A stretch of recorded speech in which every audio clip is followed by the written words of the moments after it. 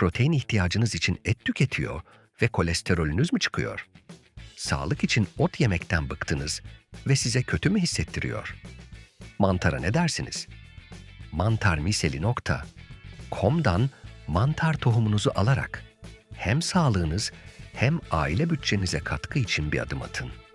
Tohumdan ekim poşetine, klordioksitten termometreye, mantar yetiştiriciliği için her şey sitemizde mantarmiseli.com.